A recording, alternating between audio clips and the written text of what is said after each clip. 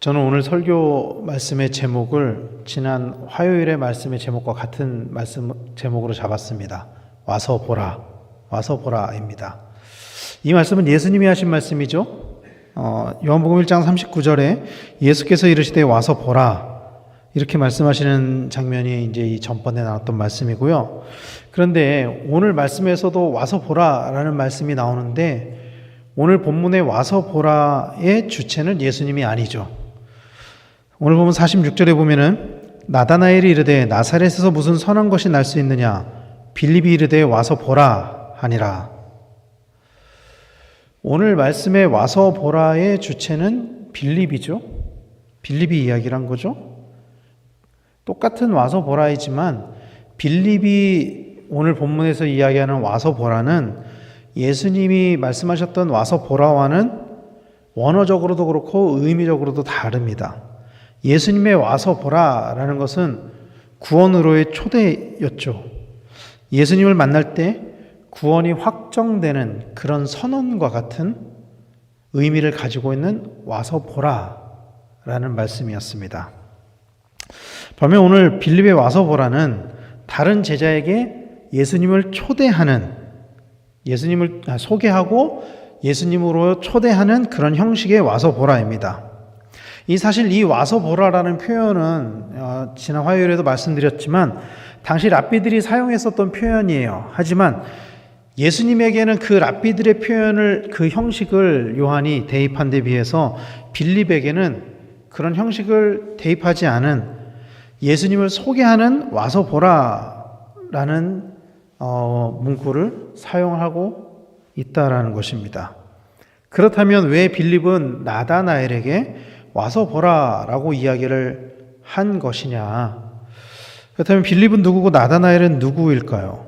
빌립은 오늘 보면 44절에 보면은 안드레와 베드로와 한 동네 벳세다 사람이라고 기록을 하고 있습니다. 그리고 여기에 빌립은 예수님의 12제자 중에 한 사람인 그 빌립을 이야기를 하는 것입니다. 사도행전에 나오는 빌립 집사와는 다른 빌립인 거죠.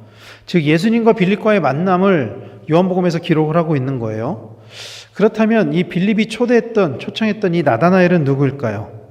나다나엘이라는 이름은 오늘 본문 외에는 어디에 기록이 되어 있냐면 요한복음 21장 2절에 기록되어 있습니다. 요한복음 21장 2절에 보면은 시몬 베드로와 디도모라 하는 도마와 갈릴리 가나 사람 나다나엘과 세베대의 아들들과 또 다른 제자 둘이 함께 있더니 라고 기록을 하고 있습니다. 이 요한복음 21장은 어떤 장면이냐면은 부활하신 예수님이 베드로에게 찾아가신 장면이에요. 베드로가 그 예수님이 부활하셨음에도 불구하고 그 부활하신 예수님을 만났음에도 불구하고 자신의 생업으로 돌아갔잖아요. 물고기를 잡으러 돌아갔잖아요. 예수님이 그곳에 찾아가신 장면입니다. 그래서 우리가 너무나도 잘 알고 있는 네가 나를 사랑하느냐 그 질문을 던지시는 그 장면이에요. 그 자리에 나다나엘이 함께 있었던 거죠. 이것으로 보면은 아마도 나다나엘은 예수님의 제자 중에 한 사람이었을 것으로 추정이 됩니다. 그러나 예수님의 12제자를 우리가 이렇게 외울 때 나다나엘이라는 이름은 사실 있지 않죠. 다만 성서학자들은 이 공관복음서에서의 그 제자들과의 이름의 대조를 통해서 아마도 나다나엘은 공관복음에는 나오지만 요한복음에는 그 이름이 나오지 않는 바돌로메일 것이다 라고 추정을 해요. 이 바돌로메라는 이름의 뜻은 돌로메의 아들이라는 뜻입니다. 그러니까 바돌로메를 이름이라고 보기보다는 바돌로메를 일종의 지위를 뜻한다라고 볼 수 있는 거죠. 뭐 예를 들면 이런 거예요. 바디메오 하면은 디메오의 아들. 바가 누구의 아들을 뜻하는 거거든요. 바요나 시모나 할 때 이 바가 그 누구의 아들. 그래서 바디메오가 디메오의 아들, 그러니까 바돌로메도 돌로메의 아들 이런 뜻을 가지고 있다라는 거죠. 그래서 많은 성서학자들은 나다나엘이 아마도 바돌로메일 것이다 이렇게 추정을 해요. 그러니까 복음서에서 확실히 나다나엘이 바돌로메다라고 기록하지는 않지만 많은 성서학자들은 그렇게 추정을 한다는 거죠. 어쨌든 오늘 본문을 보면은 빌립이 나다나엘에게 예수님을 소개하는 장면이 나오는 거예요. 와서 보라 하면서 빌립은 나다나엘보다 먼저 예수님을 만났고 예수님의 부르심에 응답하여 예수님과 만남을 가졌습니다. 그리고 나서 나다나엘에게 예수님을 소개를 하는데 이렇게 소개를 해요. 오늘 보면 45절에 보면은 빌립이 나다나엘을 찾아 이르되 모세가 율법에 기록하였고 여러 선지자가 기록한 그 일을 우리가 만났으니 요셉의 아들 나사렛 예수니라. 빌립은 메시아에 대한 소식을 어떤 근거를 가지고 예수를 메시아라고 소개하고 있냐면은 율법을 근거로 예수가 메시아다라고 소개를 하고 있어요. 빌립은 예수님이야말로 율법과 예언서로 대표되는 그 구약의 모든 말씀의 예언을 성취하는 메시아이다. 예수님이야말로 이렇게 선언하고 있는 것입니다. 예수님을 만난 빌립은 예수님을 믿게 되었고 그 믿음을 자신의 친구인 나다나엘에게 전한 것이죠. 예수님을 만난다는 것은 이런 것입니다. 예수님을 전하지 않고는 견딜 수 없는 그런 감동이 있는 거죠. 예수님을 만났다는 것은. 오늘날 우리도 굉장히 그 대단한 사람들, 어떤 유명인들을 만나면은 막 주변 사람들한테 막 자랑을 하잖아요. 내가 오늘 누구를 봤어. 오늘 누구를 만났어. 이렇게 막 자랑을 하잖아요. 예수님을 만난다는 것은 그것보다 더 큰 감동이 있다라는 거예요. 더한 감동이 있다라는 것이죠. 오늘은 성탄절입니다. 성탄절은 우리에게 오신 아기 예수님을 만나고 그 예수님을 경배하는 날이죠.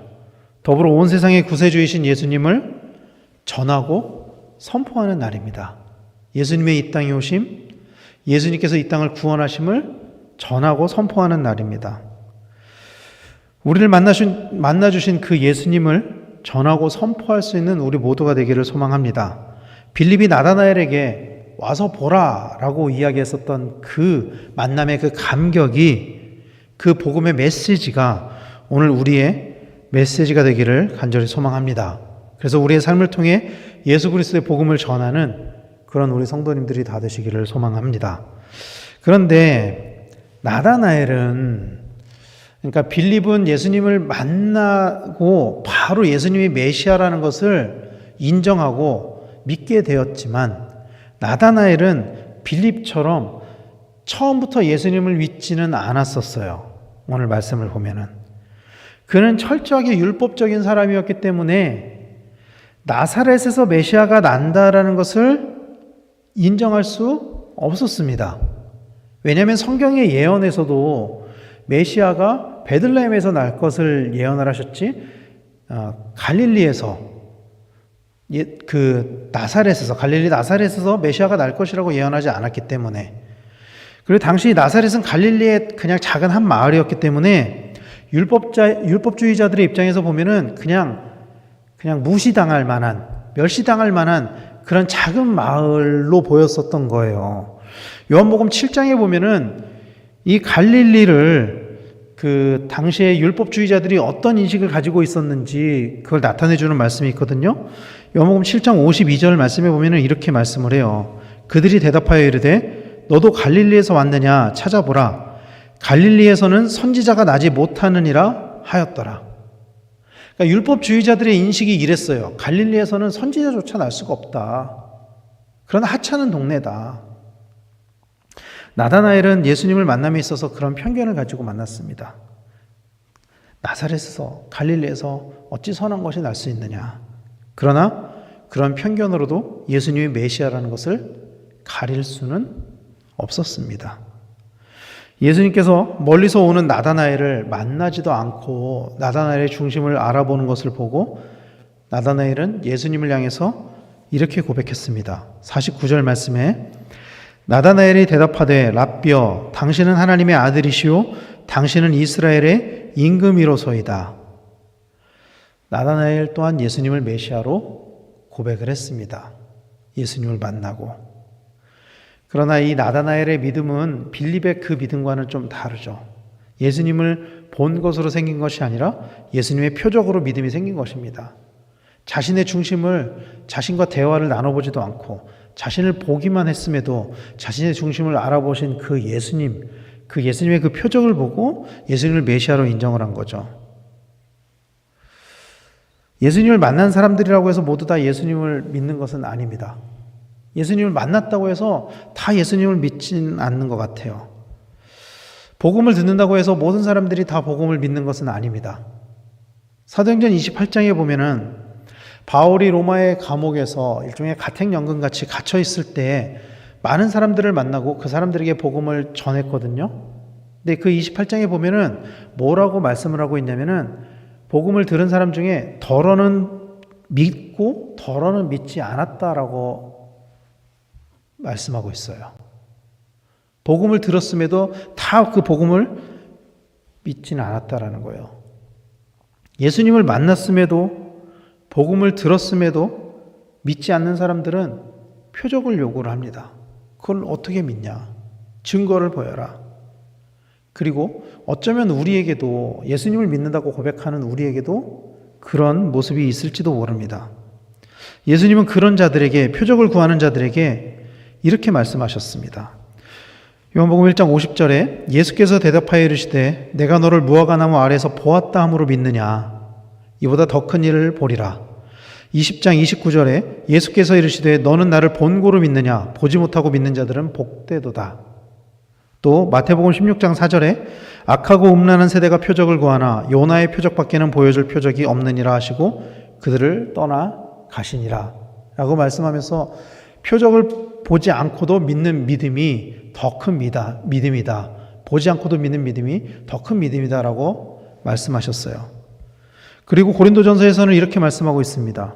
고린도전서 1장 22절에서 24절 말씀에 보면은 이렇게 말씀을 해요. 유대 사람은 표적을 구하고 그리스 사람은 지혜를 찾지만 우리는 십자가에 못 박힌 그리스도를 전파합니다. 이것이 유대 사람에게는 마음에 걸리는 일이며 이방 사람에게는 어리석은 것이지만 부르심을 받은 사람에게는 유대 사람이든 그리스 사람이든 그리스도는 하나님의 능력이며 하나님의 지혜입니다. 표적과 상관없이 부르심을 받은 사람에게는 그리스도가 하나님의 능력이며 하나님의 지혜라고 선언을 하고 있습니다. 표적을 보지 않고 그 믿는 그 믿음을 유대 사람들에게는 마음에 걸리는 일이고 이방 사람에게는 어리석은 일이지만 그러나 부르심을 받은 사람에게는 그냥 예수 그리스도 그 자체가 하나님의 능력이며 하나님의 지혜라고 말씀을 하고 있는 거예요. 사랑하는 성도 여러분, 이런 표적을 넘어서는 믿음을 주님께서는 우리에게 요구하고 계십니다. 표적을 구하지 않는 믿음은 세상 사람들에게는 어리석은 일이지만 그런 믿음은 오히려 하나님의 지혜를 얻는 믿음입니다. 이런 믿음이 오늘 우리에게 주어지게 되기를 간절히 소망합니다.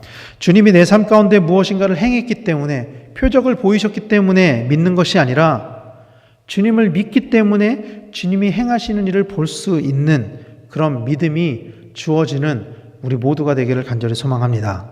그래서 책망을 듣는 믿음이 아니라 믿음을 가지고 있음에도 표적을 구하냐 그런 책망을 듣는 것이 아니라 오히려 칭찬을 받는 그런 믿음을 가지는 성도님들이 되시기를 간절히 축원합니다. 나다나엘과 같은 믿음을 넘어선 그 빌립의 믿음, 보지 않고도 믿는 믿음, 그냥 만났다는 그 자체로도 그 믿음이 생기는 믿음, 복음을 듣자마자 그 복음에 반응하는 믿음, 그런 믿음을 가지는 우리 성도님들이 되시기를 바랍니다. 예수님의 와서 보라 그 말씀에 응답해서 우리 또한 그 믿음을 가지고 와서 보라를 빌립과 같이 실천할 수 있는 우리 모두가 되기를 소망합니다. 그래서 우리의 삶 속에 여전히 살아서 역사하시는 그 주님을 바라보고 그 주님을 바라봄으로 날마다 승리하는, 또 보지 않고도 믿는 그 믿음을 가지고 날마다 승리하는 우리 강명교회 성도님들 다 되시기를 예수님의 이름으로 간절히 축원합니다. 기도하겠습니다.